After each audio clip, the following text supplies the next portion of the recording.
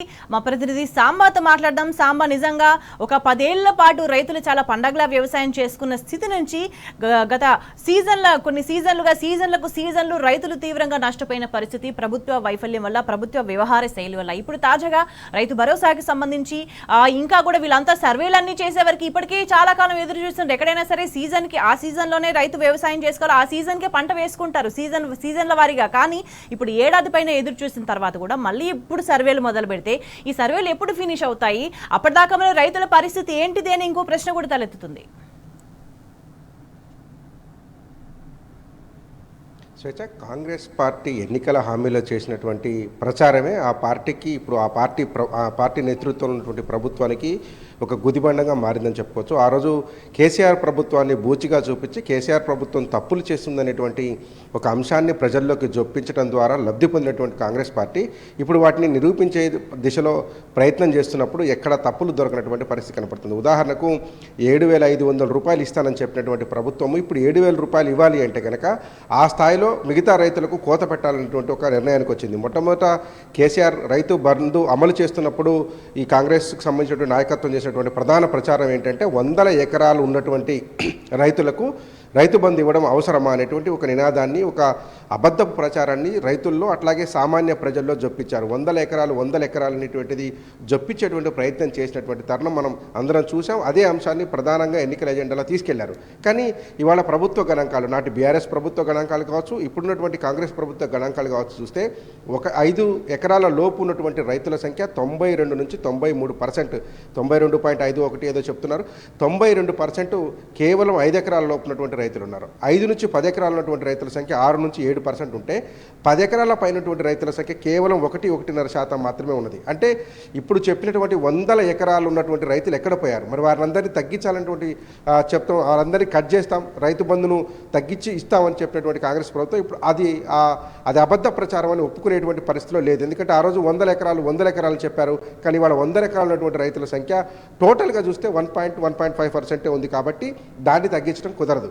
ఇక కొండలు గుట్టలు లేకపోతే వ్యవసాయ యోగ్యత లేని భూములు అనేటువంటి ఒక ప్రచారాన్ని చేశారు. దాన్ని కూడా ప్రజల్లోకి తీసుకెళ్లారు. కానీ ఇవాళ మళ్ళీ అదే కాంగ్రెస్ ప్రభుత్వం అప్పుడు ప్రచారం చేసినటువంటి కాంగ్రెస్ నాయకులు కూర్చున్నటువంటి ఇవాళ ప్రభుత్వం ఏవి కొండలు ఏవి గుట్టలు అనేటువంటి దాని మీద ఒక స్టాటిస్టిక్స్ తీసుకునేటువంటి ప్రయత్నంలో ముందుకు పోలేకపోతుంది. ఎందుకంటే ఆ సంఖ్య ఉండొచ్చు, అది మేబీ 1% అంతకన్నా తక్కువ ఉంటే ఉండొచ్చు కానీ దానిని ఎట్లా నిర్ధారించేటువంటి దాంట్లో పిల్లి మొగ్గలు వేస్తుంది ప్రభుత్వం. ఎందుకంటే ఫీల్డ్ సర్వే అనేది సాధ్యం కాదని ఇప్పటికీ ఏఈఓలు తేల్చి చెప్పారు. ఎందుకంటే గత 3-4 నెలల క్రితం కూడా ఏఈఓలు పెద్ద ఎత్తున ధర్నా ఆందోళన చేసి రాష్ట్ర వ్యాప్తంగా చెప్పారు, ఫీల్డ్ సర్వే చేయడం సాధ్యం కాదు, మేము ఈ ఫీల్డ్ సర్వే చేయలేము అని చెప్పినటువంటి పరిస్థితి కనపడుతుంది.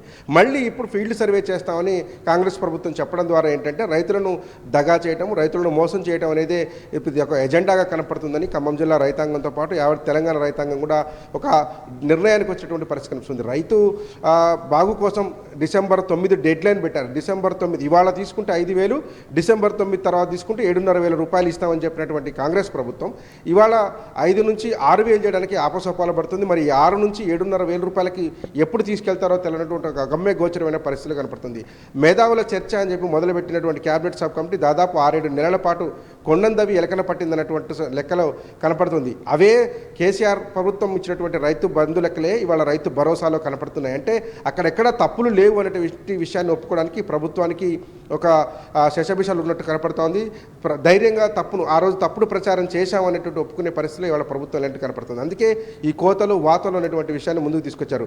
ఐటీకి సంబంధించినటువంటి ఐటీ చెల్లింపులకు సంబంధించినటువంటి అంశాన్ని చాలా సీరియస్గా రైతాంగం పరిశీలన చేస్తుంది. ఎందుకంటే మన సీనియర్ కరెస్పాండెంట్ సూరజ్ చెప్పినట్టుగా అనేకమైనటువంటి అంటే సింగరేణి ప్రాంత ఉద్యోగులకు భూములు ఉంటాయి, 1-2 ఎకరాల భూములు ఉంటాయి, వాళ్ళు ఐటీ పేయర్స్గా ఉంటారు, వాళ్ళని మినహాయింపు చేస్తారా అనేటువంటిది ఒకటి. తర్వాత కేసీఆర్ హయాంలో 66 పట్టాలు ఇచ్చారు, దానికి కూడా రైతు బంధు చెల్లింపు చేశారు. ఇవాళ ఆ గిరిజనులు ఎక్కువ శాతంతో ఇదేటువంటి ఆ పట్టా భూములు పోడు పట్టాలకు సంబంధించినటువంటి దానికి ఇచ్చేటువంటి పరిస్థితి ఉందో లేదో కూడా తెలియనటువంటి పరిస్థితి కనపడుతుంది. తర్వాత తమ పిల్లలు విదేశాల్లో చదువుకోవాలంటే ఐటీ రిటర్న్స్ దాఖలు చేయాలటువంటి పరిస్థితి ఉంటుంది. ఐటీ కట్టని వ్యక్తులు కూడా ఐటీ ఫైల్ చేస్తారు, రైతులు కూడా ఐటీ ఫైల్ చేసి ఐటీ ఫైల్ చేసినటువంటివి చూపించి ఎడ్యుకేషన్ లోన్స్ కావచ్చు, మిగతా ఇంటి లోన్లు కావచ్చు తీసుకునేటువంటి ఆస్కారం ఉంటుంది. వారిని కూడా ఐటీ పేర్స్ జాబితాలో చేర్చి ఆ రైతులకు ఎగనామం పెట్టేటువంటి కుట్ర చేస్తే మటుకు ఖచ్చితంగా రైతాంగం నుంచి రివోల్ట్ వచ్చేటువంటి ఆస్కారం కనపడుతుంది. ఇప్పటికే వామపక్ష పార్టీలతో పాటు మిగతా ప్రతిపక్ష పార్టీలన్నీ కూడా ప్రస్తుతంగా డిమాండ్ చేస్తున్నాయి కాంగ్రెస్ ప్రభుత్వాన్ని. మీరు చెప్పినటువంటి 7,500 రూపాయలకు సంబంధించినటువంటి రైతు భరోసా ఏదో ఉందో అది ప్రతి ఒక్క రైతుకి ఇమ్మని అడుగుతున్నారు.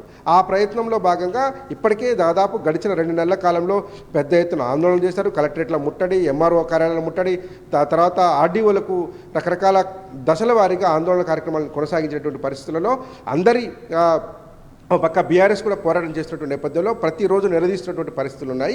ఈ నేపథ్యంలో ఈ 26వ తేదీ జనవరి 26వ తేదీ నుంచి రైతు భరోసాను అమలు చేస్తామని చెప్పారు. కానీ 7,500 నుంచి దాన్ని 6,000 రూపాయలకు తగ్గించినటువంటి పరిస్థితి కనిపిస్తుంది. ఇక్కడ కూడా లబ్ధిదారులు ఎవరు ఇంకొక వారం రోజుల్లో అంటే ఇవాళ 16వ తారీఖు అంటే కరెక్ట్గా 10 రోజుల్లో లబ్ధిదారుల అకౌంట్లో డబ్బులు పడాల్సినటువంటి ఆస్కారం. కానీ ఈ రోజు కూడా ప్రభుత్వం మనసులో ఏముందో అధికారులకు ప్రభుత్వానికి తప్ప నరనాథుడికి తెలియనటువంటి పరిస్థితి కనిపిస్తుంది. కానీ ఎండ్ ఆఫ్ ద లబ్ధిదారు ఎవరైతే చివరి లబ్ధిదారు ఉన్నాడో రైతు ఉన్నాడో రైతుకు మాత్రం ఇప్పటికి కూడా ఒక ఆందోళనకరంగా ఉంది. ఎందుకంటే కేసీఆర్ గవర్నమెంట్ చివరి రోజుల్లో దాచిపెట్టినటువంటి రైతాంగం కోసం అట్టిపెట్టినటువంటి 7,200 కోట్లను ఈ ప్రభుత్వం వచ్చిన తర్వాత ఏడిపించి తర్వాత ఎప్పటికో జమ చేసినటువంటి పరిస్థితి కనపడుతుంది.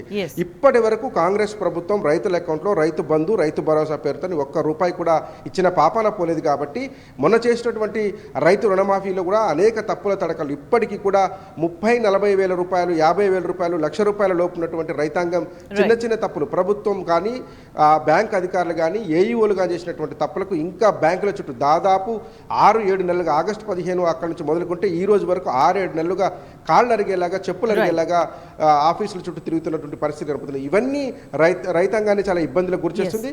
మరి ఈ రైతు భరోసా కూడా ఏం చేస్తారో మరి రైతులకు ఏ రకంగా సమాధానం చెప్పబోతుందో ప్రభుత్వం అనేది ఒక ఉత్కంఠ వాతావరణమే. స్వేచ్ఛ.